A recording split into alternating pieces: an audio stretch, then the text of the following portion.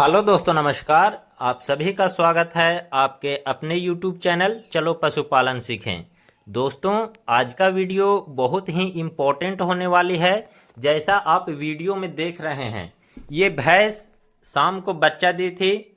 इसने जेर भी डाल दी और जेर डालने के बाद सुबह में जब किसान भैंस को बाहर निकालने के लिए गए तो उन्होंने देखा कि इस प्रकार से ये जो भाग है, जिसे हम भेजाइना बोलते हैं, वो बाहर आ गया है। किसान काफ़ी घबरा गए, क्योंकि इससे पहले उन्होंने ऐसी कंडीशन किसी भैंस में नहीं देखी थी।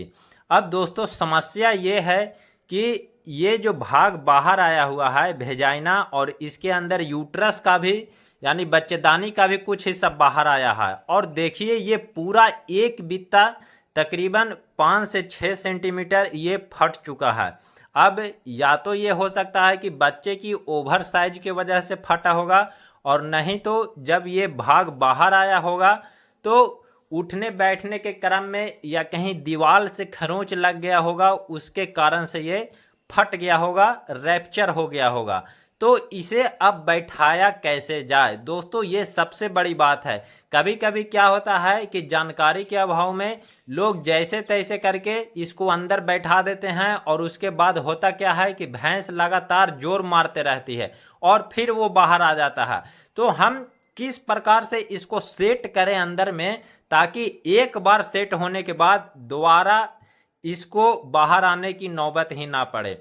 यहाँ पर दोस्तों कुछ ब्लड का भी इश्यू था। जो यूट्यूब पे ब्लड आता है तो वीडियो पर व्यूज नहीं जाते हैं, इसी के वजह से हमने थोड़ा सा ब्लर किया है।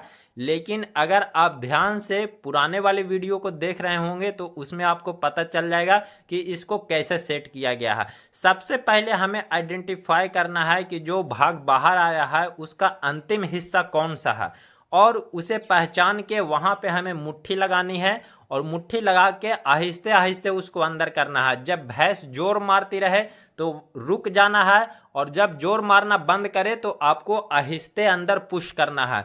इस प्रकार से आप लगातार करते रहेंगे तो वो भाग अंदर चला जाएगा, और उसके बाद में पूरा हाथ को अंदर डाल के और उसको सेट करना है।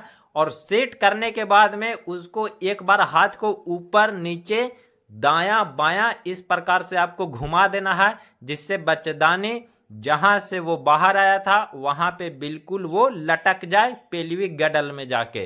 तो जब वो बच्चेदानी लटक जाएगी वहां पे, तो उसके बाद भैंस चाहे जितना भी जोर मारे, जितना भी उठ बैठ करे, वो बच्चेदानी बाहर नहीं आएगा। और दोस्तों, भैंस जोर भी नहीं मारेगी। भैंस बच्चेदानी बैठाने के बाद जोर कब मारती है? जब जैसे तैसे करके बच्चेदानी को बैठाया जाता है। आप प्रोफेशनल तरीके से करोगे तो आपकी भैंस जोर नहीं मारेगी और बच्चेदानी बिल्कुल सेट हो जाएगी। अब इसके बाद इलाज क्या करना है? इलाज के लिए हमें सबसे पहले दर्द और ऐंठन के लिए हमें इंजेक्शन मेग्लूडाइन देना है 10 ml 3 दिन। यूट्रस इसका फटा हुआ है, रैप्चर हो गया है, तो वहां पर इन्फेक्शन हो सकता है, उसके लिए हमें सेफ्टी फॉर सोडियम यूज करना है 3 दिन। और हमें कैल्बोरॉल या माइफेक्स दोनों में से कोई एक हमें 250 ml इसमें आईवी रूट नस में चढ़ा देना है, और उसके बाद भैंस कंप्लीटली ठीक हो जाएगी।